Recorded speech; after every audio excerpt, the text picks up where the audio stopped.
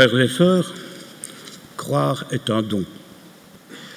Mais ce don n'est pas qu'un privilège. Il comporte surtout une exigence.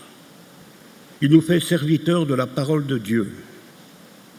La foi n'est pas une réponse magique, mais elle éclaire nos situations. La foi révèle notre liberté. Elle en éclaire les enjeux, les risques, la grandeur. La foi nous fait comprendre que si nous voulons vraiment répondre à l'amour de Dieu, la seule réponse digne de cet amour sera l'hommage de notre liberté. Et nous chantons du cantique de la page 188, le 12-13, les strophes 1 et 4.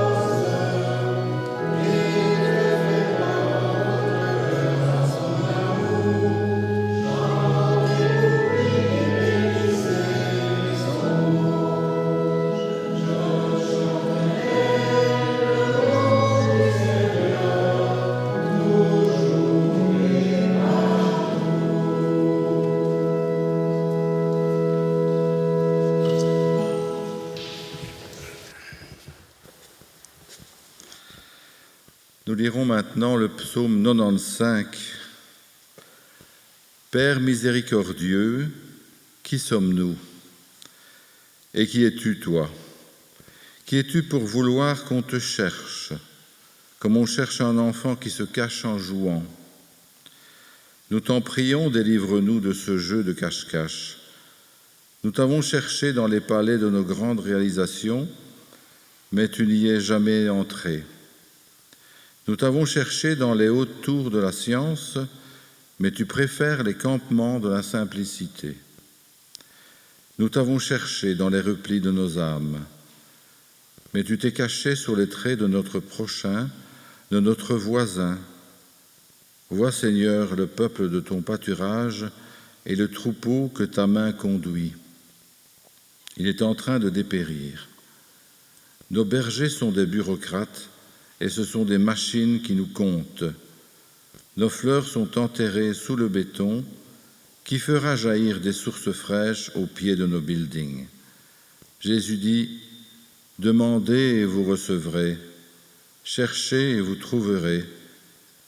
Donne-lui raison, Seigneur, les soit trouvés par nous, en rappelant qu'il est Dieu. » Nous chanterons maintenant au cantique 62, page 62, le 42a, les strophes 1, 3 et 6, comme un cerf.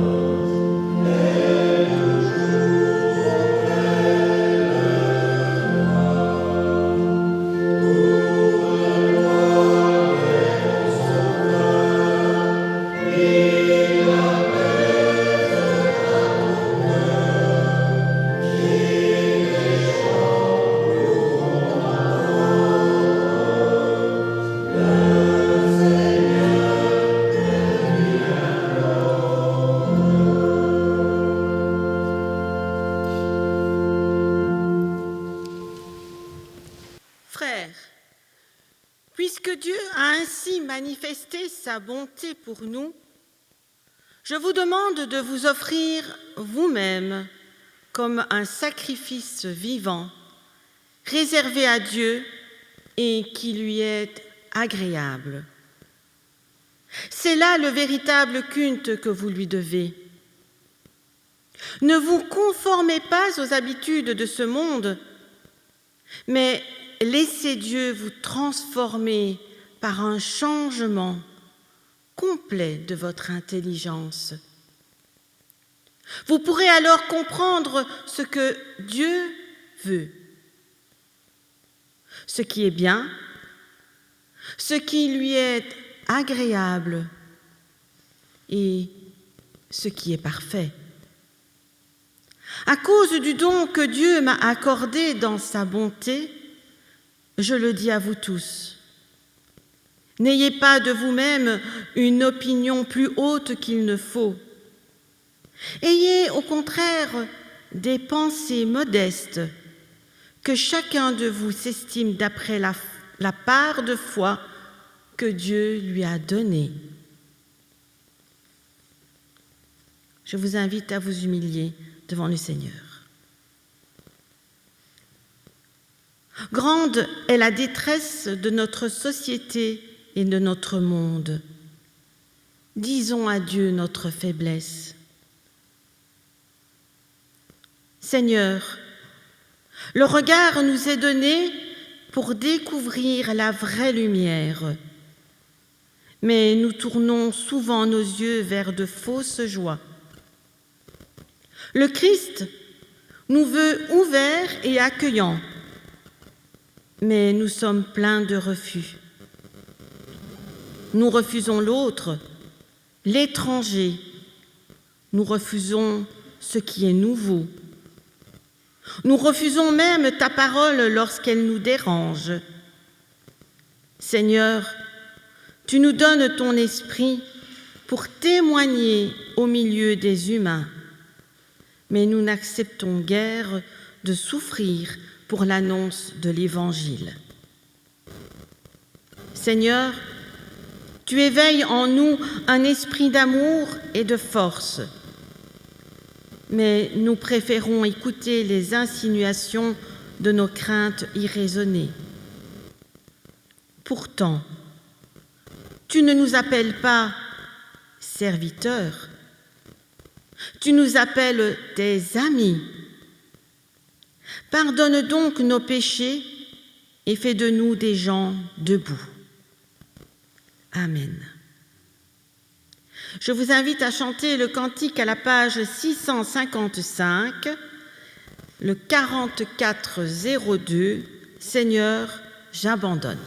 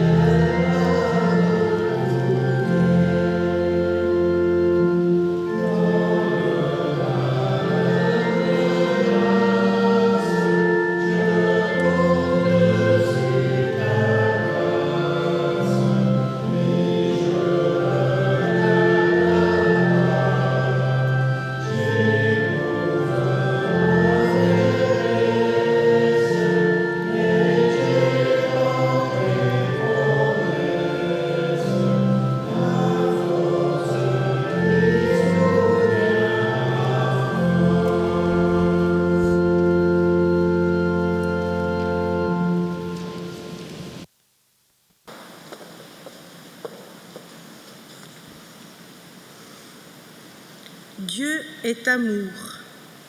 Il entend la confession de notre cœur. Par Jésus-Christ, notre péché nous est pardonné. Par le Saint-Esprit, la puissance de vie nouvelle nous est accordée. Que Dieu nous mette au cœur l'assurance de son pardon et qu'il nous donne de marcher vers son royaume.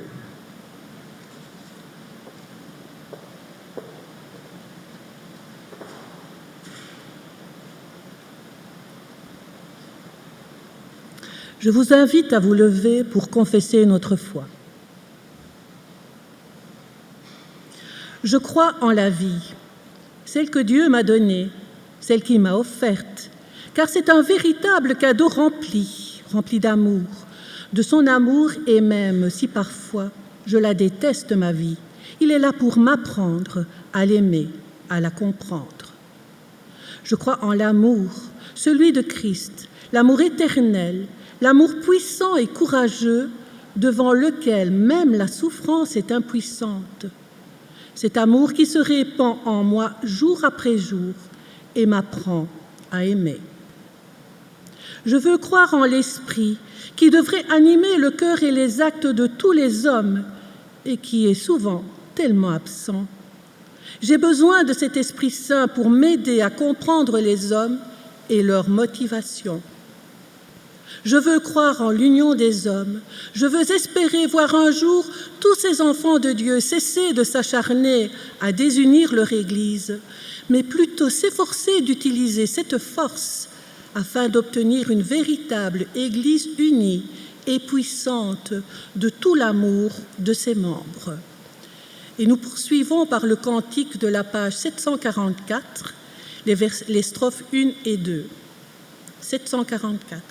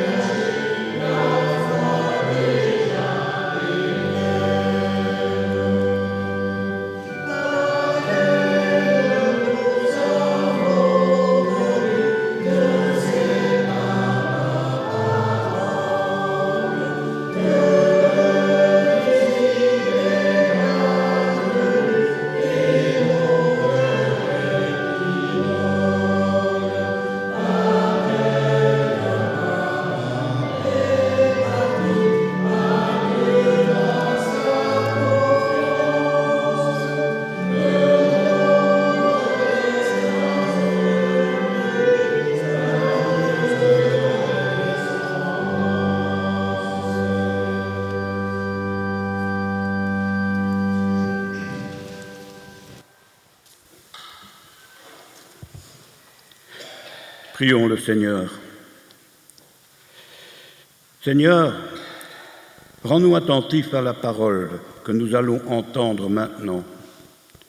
Que nos cœurs en soient réveillés, renouvelés et fortifiés, et qu'ainsi ton amour soit manifesté devant tous les hommes, maintenant et toujours. Et nous continuons cette prière avec le cantique de la page 260, de 2204, les strophes 1 et 3.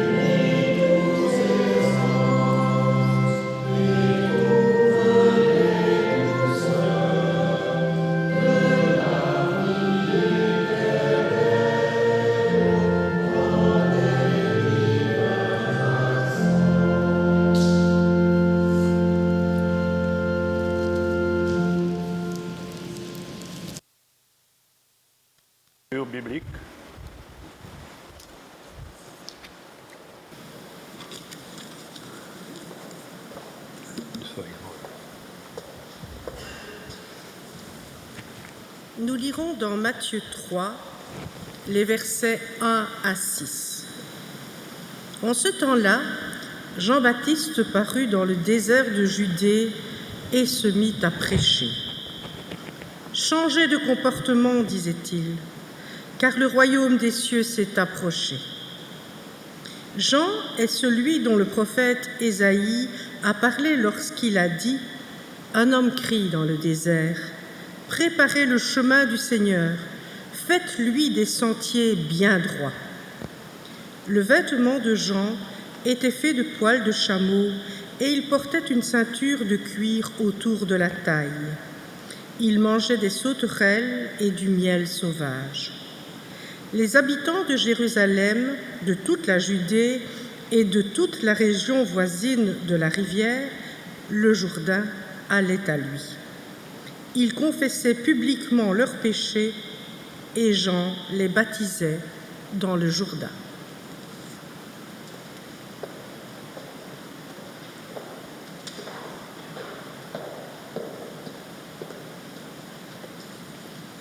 La seconde lecture se fera dans l'évangile de Marc.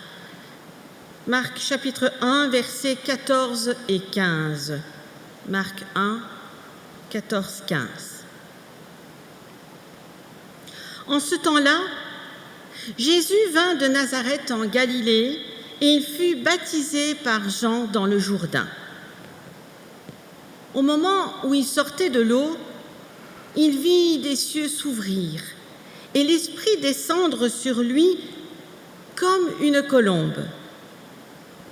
Une voix se fit entendre des cieux avec ces paroles. « Tu es mon Fils bien-aimé, en qui j'ai mis toute mon affection. » Aussitôt, l'Esprit poussa Jésus dans le désert, où il passa 40 jours tenté par Satan. Il était avec les bêtes sauvages et les anges le servaient.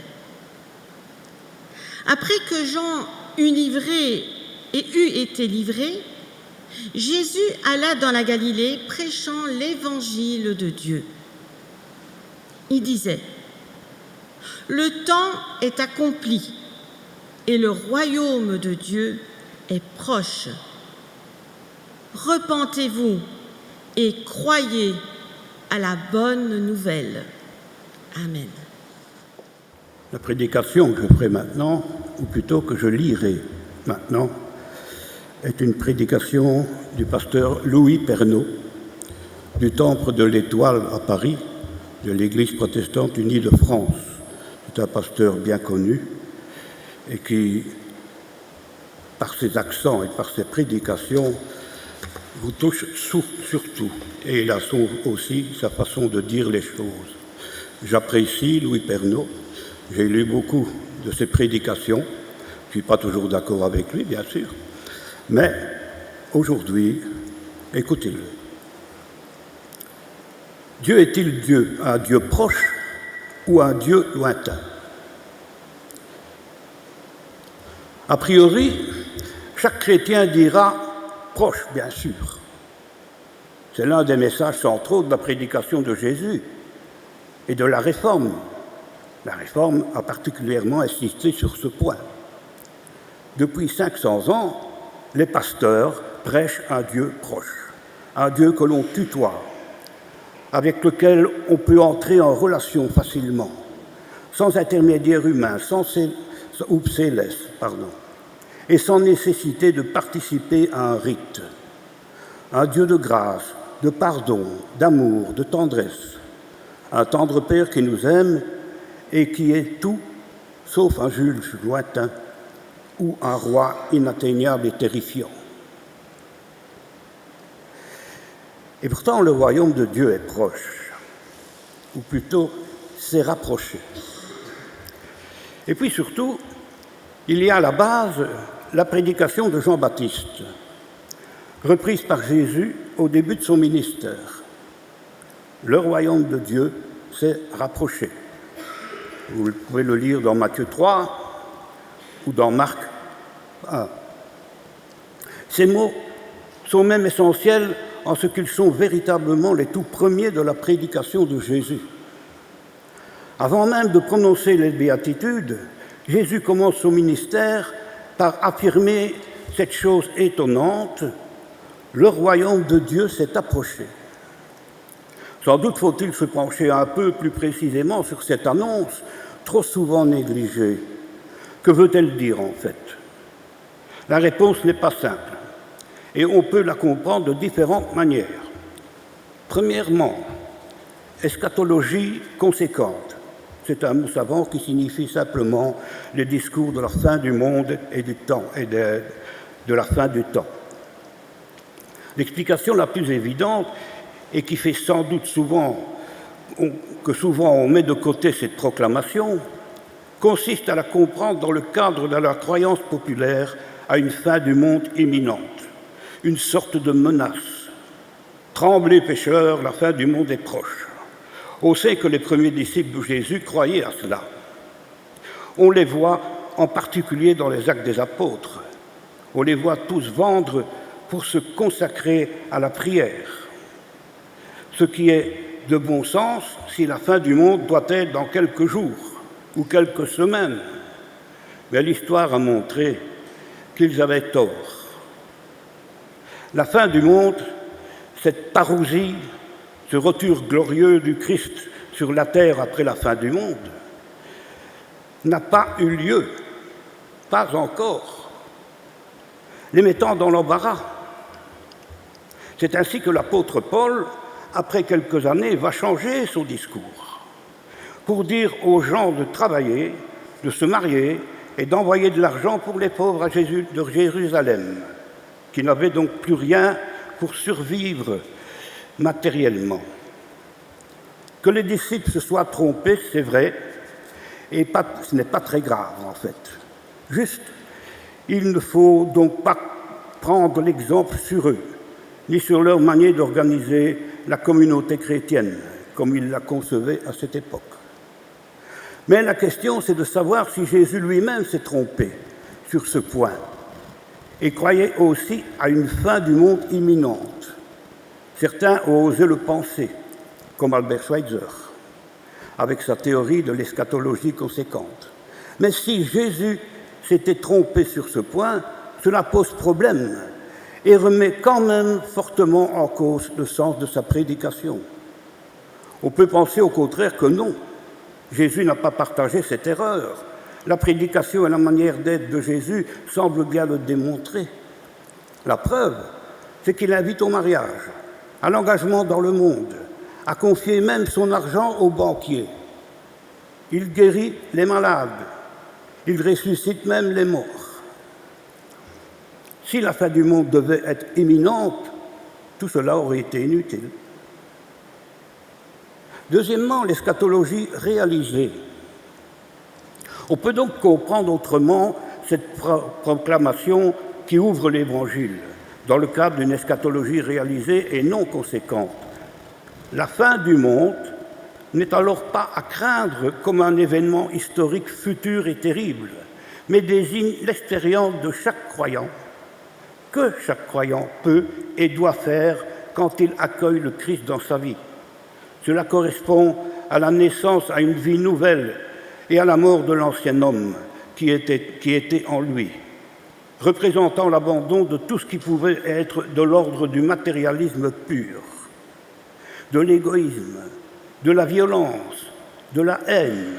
C'est évidemment une sorte de bouleversement et du passage d'un ancien monde à une vie nouvelle. On peut comprendre ainsi que la proclamation primitive de Jésus est précisément de dire « N'attends pas la fin du monde qui est votre propre mort pour accueillir le royaume de Dieu. C'est maintenant que cette révélation de Jésus doit se faire dans votre vie. Dieu s'est rapproché. Ne reportez même pas à plus tard ce moment exceptionnel que vous pouvez être non pas confronté, mais accueilli par ce Dieu d'amour. C'est pour tout de suite. On trouve la même chose dans l'Apocalypse de Jean, quand l'ange dit « Il n'y a plus de délai ». C'est l'Apocalypse 10, le verset 6.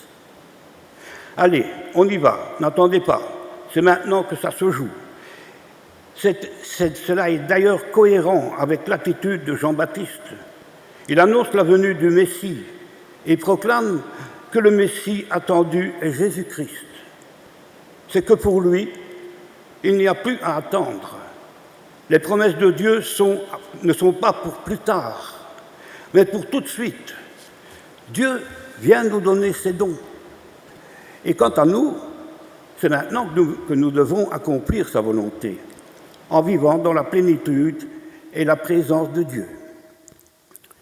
Troisièmement, comme le dit Louis Pernaut, l'annonce d'un Dieu proche. Ou enfin, et ce n'est pas contradictoire, au contraire, cette proclamation que le royaume de Dieu s'est approché. Cette proclamation est l'annonce d'un Dieu proche. En effet, le royaume de Dieu ne désigne pas forcément une sorte d'organisation sociale à venir, mais tout ce qui concerne Dieu, le spirituel en général, tout ce qui est dit de Dieu et tout le mode de relation qu'il instaure avec nous.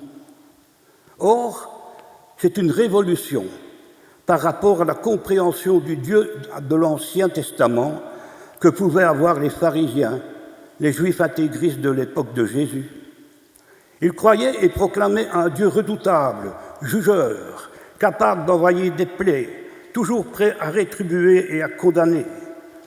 Au contraire, Jésus, à la suite de Jean, va annoncer un Dieu proche, tendre, toujours prêt à accueillir, à comprendre, à pardonner, un Dieu qui s'approche de nous pour que nous puissions tout lui dire sans aucune crainte. C'est d'ailleurs bien ce qu'a modélisé Jean-Baptiste dans sa pratique du baptême. Il invitait les fidèles à venir dire leurs péchés, et sans crainte de Dieu, puisque on peut tout dire avec confiance, et il annonçait ainsi tout le pardon, la grâce de Dieu, symbolisée par l'immersion dans l'eau du Jourdain. Pour lui, Dieu était un Dieu de la grâce qui pardonne totalement et à qui on peut tout dire. Alors comment Dieu s'est-il approché de nous? Mais comment peut-on penser que Dieu s'approche de nous? Et quel est le rôle de Jésus? La réponse dépend grandement de la christologie à laquelle on adhère. Tous ceux qui ont une conception classique d'un Jésus divin, la réponse se trouve dans la théologie de l'incarnation. Dieu choisit de ne pas rester dans son ciel, mais il vient à nous en Jésus-Christ. Le Christ est Dieu qui nous visite d'en haut, qui descend pour rencontrer l'homme en se faisant homme. L'incarnation, c'est Dieu qui vient avec nous partager nos joies et nos peines, notre humanité avec tout ce qu'elle comporte, et accepte même de mourir avec nous et pour nous. Pour ceux qui ont une conception plus humaine d'un Jésus, incarnant plus une parole que Dieu lui-même, on peut dire que le message du Christ est dans l'Évangile, d'annoncer un Dieu proche, un Dieu qui nous aime, se préoccupe de nous et nous comprend. Il est vrai que Jésus lui-même, représentant de Dieu, s'est toujours montré infiniment compréhensif avec les faiblesses de ses contemporains. Il a été un peu jugeur avec les pécheurs divers et variés. Certes, il était aussi exigeant, voire critique avec certains intégristes, mais c'est qu'il avait aussi une grande ambition pour l'homme. Jésus a annoncé un Dieu Père, un Dieu proche qui accueille, pardonne et ne condamne pas. Grâce à lui, nous savons que Dieu est proche et nous pouvons compter sur cette infinie bonne nouvelle. Et cela change tout. Mais pourtant, Dieu est loin. Que Dieu soit proche de nous, cela semble évident pour la plupart des chrétiens d'aujourd'hui. Cela fait tant de temps qu'on le répète. Pourtant, ce n'est pas du tout évident. D'abord, en toute logique, si Jésus, comme Jean dit, le royaume de Dieu s'est approché, c'est que naturellement, il est loin.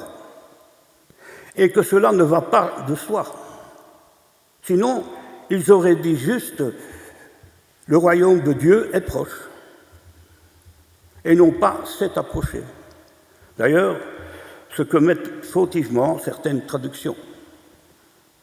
Ensuite, cela peut se comprendre comme étant en rupture par rapport à la religion des pharisiens. Il est vrai que ces intégristes aimaient terroriser les fidèles à l'image redoutable du jugement d'un Dieu sévère et exigeant, demandant des efforts immenses de piété, de rites, de sacrifices et d'ordonnances diverses. Dans la Torah juive, il y en a une foulée d'ordonnances diverses.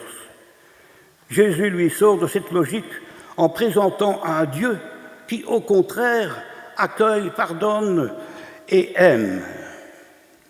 Mais surtout, on peut dire que le propre de Dieu est d'être loin. Dieu est Dieu. Parce qu'il n'est pas nous, radicalement différent de tout ce qui est ici-bas, et ici-bas est mortel. Il est le totaliseur aliter, c'est du romain, c'est du latin, c'est-à-dire il est le tout autre, comme disent les théologiens, bien sûr. Dieu n'est pas le conditionné. Il n'est pas dans le terrible relativisme de notre existence terrestre.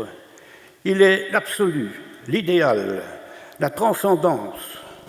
Dieu est précisément ce qui nous dépasse ultimement. Il est l'inconditionné, l'unique, incréé, l'éternel. Sinon, Dieu n'est plus Dieu. C'est ce qu'affirme le théologien Paul Tillich, qui définit la foi comme la préoccupation ultime pour lui. La foi n'est juste que si elle est de se préoccuper ultimement de ce qui est ultime. C'est pas clair, hein? Se préoccuper ultimement de ce qui est ultime. C'est vrai que le pasteur Pernaut, de temps en temps, il avait certaines phrases qu'il fallait déchiffrer.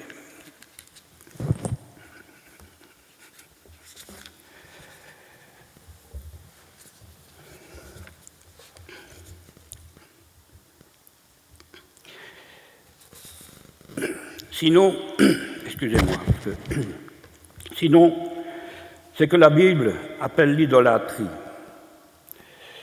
On peut en effet faire de son souci le plus important la richesse, la santé, la jeunesse, la réussite professionnelle ou sociale, mais tout cela n'est pas ultime et de toute façon pas éternel. La seule foi juste ne peut que se préoccuper de ce qui est au-dessus de tout. C'est ainsi que saint Anselme de Canterbury définit Dieu. Ce qui est si grand qu'on ne peut rien imaginer de plus grand. C'est partir de là même qu'il construit sa célèbre preuve ontologique. C'est en effet que Dieu est précieux pour moi et qu'il peut m'apporter ce qui me manque structurellement. Moi, je suis petit, faible, mortel, imparfait et pécheur, mais j'ai un Dieu sur qui je me repose et qui est grand, fort, immortel et parfait. Et ce Dieu me permet de participer à sa divinité en m'en donnant une part. Si Dieu n'est plus que proche, alors il n'est plus rien. Si Dieu est comme moi, alors il coule comme je coule, meurt avec moi et sombre dans tout le relatif qui me menace.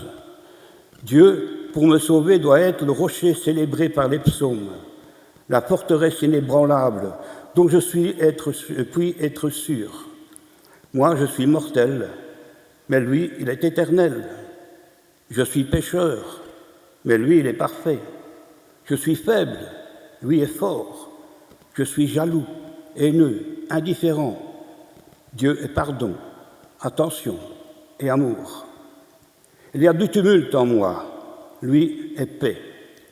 Je suis injuste, lui est juste. Ainsi, Dieu est-il très loin de moi, très différent de moi et autant que je suis imparfait. C'est cela qu'il peut me sauver, m'aider, me relever, me ressusciter même. C'est ainsi que certains enseignants de la faculté de théologie incitent les pasteurs, quand ils sont questionnés par les fidèles sur des situations terriblement dramatiques et qui demandent « Mais où est Dieu dans tout cela ?» Ils sont incités à répondre « Dieu, il s'assied pour pleurer avec vous. » Il paraît que cela aide certaines personnes et leur fait du bien. Moi pas. Si je pleure, j'ai plutôt besoin de quelqu'un qui me console, me relève, me donne la force et la paix. Certes, c'est bien sympathique que Dieu ne soit pas indifférent à mon malheur, mais que Dieu soit proche de moi ne peut être une bonne nouvelle que s'il n'est pas que cela. Alors, le Dieu loin qui s'approche, la vraie bonne nouvelle, ce n'est ni le Dieu lointain, trop lointain en fait, ni le Dieu proche, trop proche. La bonne nouvelle, c'est le Dieu lointain qui s'approche. Théologiquement, ce qu'a enseigné le grand théologien du XXe siècle, Karl Barth, pour lui, Dieu est le tout autre, totalement éloigné, connaissable, d'aucune manière par les moyens humains. Et seule la révélation de Jésus-Christ peut permettre d'en savoir quelque chose. C'est pour lui la merveille de la Bible, de la parole de Dieu, que de nous donner accès à la connaissance de Dieu. Sans leur révélation, pour Barth, Dieu resterait totalement inconnaissable. On peut ne pas être aussi radical que Barth et dire comme Thomas d'Aquin que la raison humaine est bonne, qu'on peut savoir les choses sur Dieu en réfléchissant intelligemment, mais que de toute façon, la raison humaine ne peut pas tout savoir pour Dieu, qu'il y a une part qui dépasse notre raison, sans la contredire. Et c'est là l'importance de la révélation. Paul va dans ce sens à son épître aux Romains. Ne dis pas ton cœur qui montera au ciel. C'est en faire descendre Christ, ou qui descendra dans l'abîme, c'est faire remonter Christ d'entre les morts. Que dit-elle donc la parole? La parole est près de toi, dans ta bouche et dans ton cœur. Romains 8, 10, les versets 6 à 8. On peut voir cela d'un point de vue mystique. Dans notre relation à Dieu, ce qui est beau, c'est l'idée que Dieu lointain qui s'approche. Il pourrait me condamner, mais il me pardonne. Il pourrait m'ignorer, mais il fait attention à moi. Et il m'aime personnellement.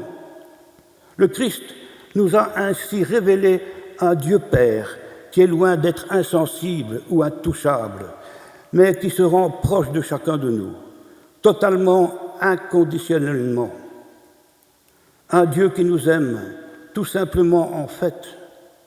Cette ambiguïté se retrouve dans ce si beau chapitre de 55 Isaïe. Vous l'avez sûrement lu. Il fait l'apologie du Dieu de grâce, du Dieu proche, du Dieu disponible et qui se laisse trouver. Je cite Isaïe 55, chapitre 1. « Ô vous tous, venez sans argent, sans rien payer, venez à moi. Cherchez l'Éternel pendant qu'il se trouve, invoquez-le pendant qu'il est prêt. » Et plus loin, au chapitre 6 et 8, et en même temps que Dieu dit qu'il est par nature éloigné, « Mes pensées ne sont pas vos pensées, et vos voix ne sont pas vos voix, mes voix. Grâce de l'Éternel, autant les cieux sont élevés au-dessus de la terre, autant mes voix sont élevées au-dessus de vos voix. » Nous avons bien là ce mélange étonnant du Dieu proche et du Dieu lointain. Que Dieu soit proche de moi alors qu'il est si différent de tout ce qui m'entoure, c'est là la bonne nouvelle. Autour de moi, en effet, naturellement, je ne vois que tant de choses parfois dures, terrifiantes et menaçantes. Je vis au milieu de l'incertitude et des ténèbres. Autour de moi, ce sont aussi des êtres que je peux perdre, qui peuvent me quitter, me blesser, me rejeter. L'espérance peut me sembler bien loin, mais qui saura alors me les chercher au loin? Et voilà la bonne nouvelle. Toutes ces merveilles normalement lointaines me sont apportées, toutes proches de moi, par le Christ. En Jésus, Dieu s'est approché et tous les dons de Dieu nous sont là offerts, devant nous, par grâce. Prenez et mangez, vous qui avez soif, gratuitement. Tout vous est donné et c'est une grâce. Merci Seigneur. Amen.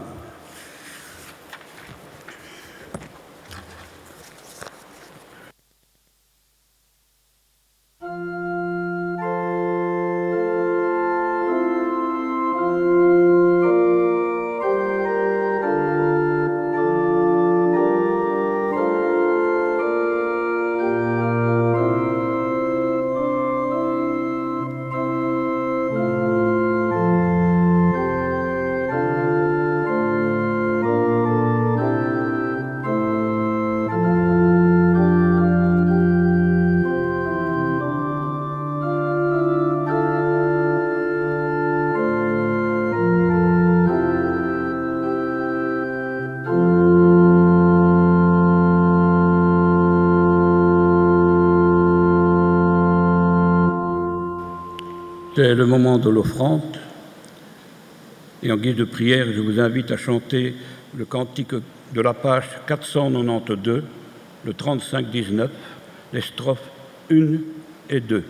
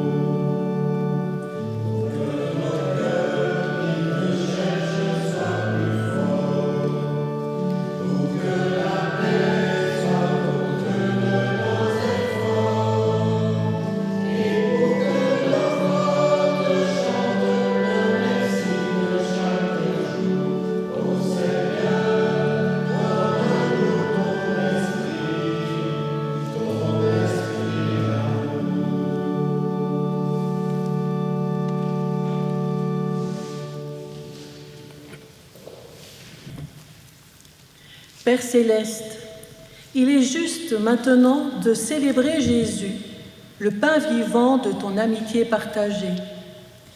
Il est aussi l'eau jaillissante de ta vie divine. Le monde est, aujourd'hui comme hier, rempli de détresse et de misère. Mais Jésus nous y conduit, il nous précède sur un chemin qui mène à la rencontre et au partage. À ceux qui entendent son appel, il offre le pain et le vin de la vie gratuitement. Il nourrit en abondance tous ceux qui vivent de son alliance pour leur faire partager ton amitié avec tous leurs frères. Tu nous donnes aujourd'hui déjà un avant-goût de ce que seront la joie et la plénitude du royaume. Tout sera alors accompli et nous serons parvenus à la pleine lumière.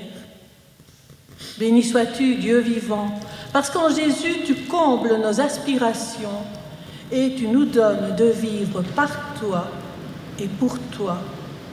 Et poursuivons par le cantique de la page 522, le 36-24, les strophes 1 et 2. 522, les strophes 1 et 2.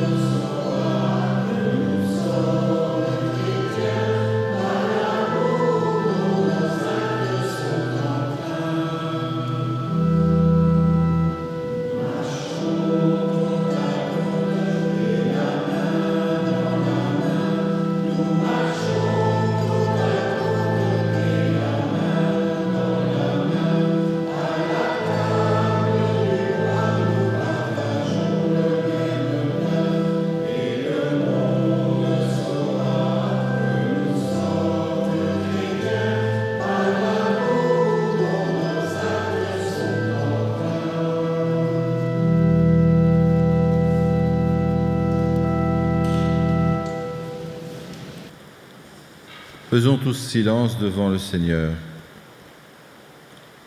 Quelques heures avant de se laisser élever sur une croix, pour nous attirer tous dans l'universelle communion de l'amour, le Seigneur prit le pain et après avoir rendu grâce, le rompit et le leur donna en disant « Prenez, mangez, ceci est mon corps, qui est donné pour vous. » De même, après avoir mangé, il prit la coupe, rendit grâce et la leur donna en disant « Buvez-en tous, ceci est mon sang, le sang de la nouvelle alliance, répandu pour vous et pour une multitude en rémission des péchés.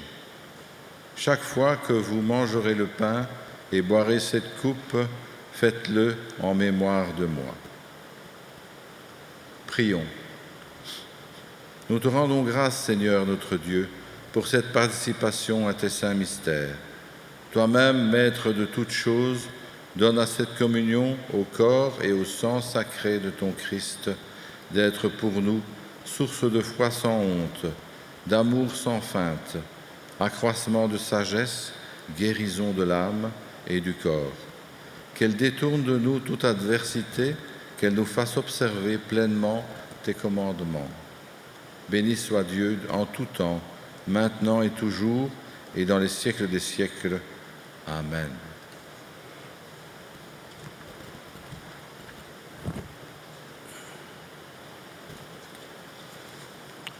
Voici le pain, offert à tous. Le corps du Christ, pour que nous nous donnions avec lui.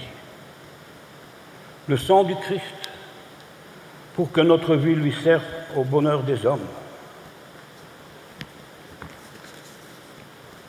Le Seigneur lui-même nous attend à sa table. Nous vous appelons tous à participer avec vos frères et sœurs à cette grâce du Seigneur, à cette communion avec lui. Si vous vous jugez indigne, sachez que votre seule dignité aux yeux du Seigneur est la conscience vraie de votre indignité. Jésus a dit « Voici, je ne mettrai pas dehors celui qui vient à moi. Alors venez, venez tous, ces bien-aimés, venez car tout est prêt. Seigneur, avec ce pain et ce vin, nous t'apportons aussi notre vie et celle du monde où nous vivons. Nous les plaçons devant toi avant de les recevoir à nouveau, avec émerveillement et reconnaissance. Béni sois-tu maintenant et toujours. Amen. Nous rompons le pain. Il est la communion au corps du Christ.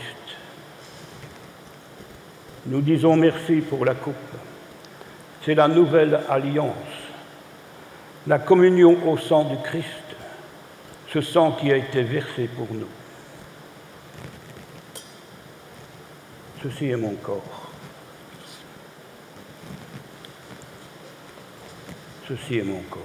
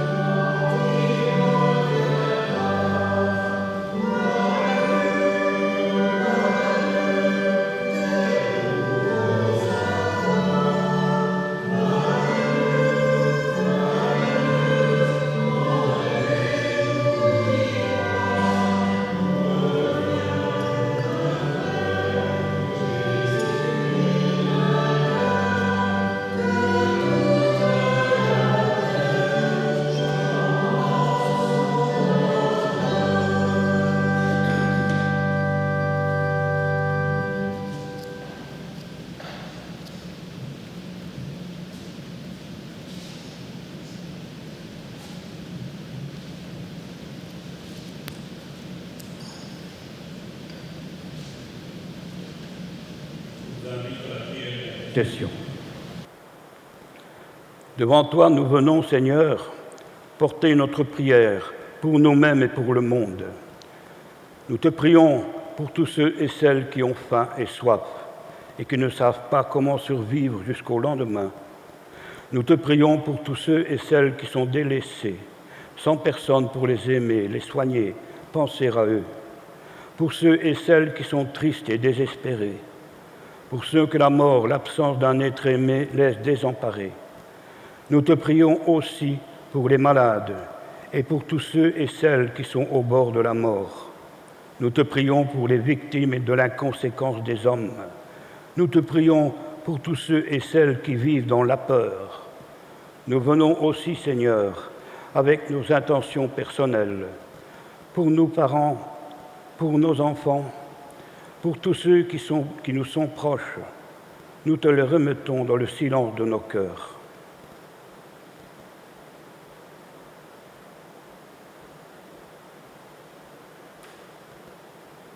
Toi, Dieu d'amour, tu sais ce que notre cœur désire. Fais-nous comprendre que ton amour est plus grand que tous nos fardeaux. Fais-nous comprendre que tu restes avec nous sans que nous ayons besoin de t'appeler. Ô Christ, souviens-toi de nous dans ton règne et apprends-nous toi-même à prier. Notre Père qui es aux cieux, que ton nom soit sanctifié. Que ta volonté soit faite sur la terre comme au ciel. Donne-nous aujourd'hui notre pain de ce jour. Pardonne-nous nos offenses, comme nous pardonnons aussi à ceux qui nous ont offensés. Ne nous fais pas à la tentation, mais délivre-nous du mal. Car c'est à toi qu'appartiennent le règne, la puissance et la gloire, tous les siècles des siècles. Amen.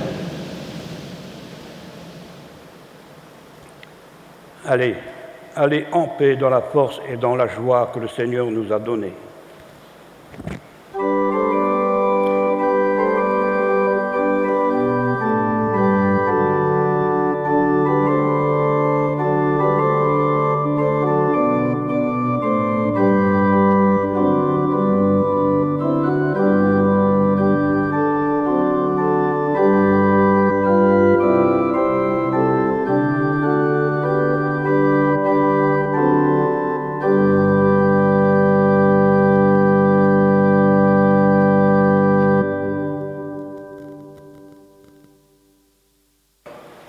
Du café après le culte. Les troncs du 11 février. Dans le tronc central, il y avait 96 €. Dans le tronc de la mission contre la lèpre, 50 €. Le second tronc de ce jour est destiné à l'action pastorale. Quelques dates. Le consistoire ordinaire se réunira ce vendredi 23 février à 9h30. Le conseil d'administration se réunira ce mercredi 21 février, là je ne sais plus l'heure, 14h30.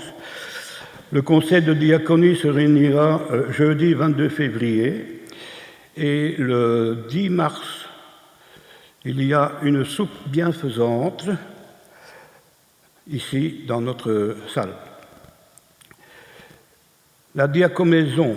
La prochaine diacomaison se tira au Home La Bienvenue de Blogy le 29 février à 14h30. Ce dimanche 18 février, à la place de l'étude biblique, nous avons une conférence audiovisuelle sur le thème de la fascinante terre sainte d'Israël ou sur les pas de Jésus. C'est un peu ça aussi. Cette conférence nous est préparée et dite par M. Thierry Dufresne. La prochaine réunion de prière œcuménique, le vendredi 1er mars à 19h, dans les locaux de l'Armée du Salut. Pourquoi ? Tout simplement parce que c'est à l'occasion de la Journée mondiale de la prière, la Journée mondiale de la prière des femmes, puisque le thème de cette année est « Un lien d'amour pour la paix » et que ce sont les femmes de Palestine qui ont élaboré la liturgie. Et pour vous le rappeler, le 7 avril, nous avons notre assemblée d'église annuelle.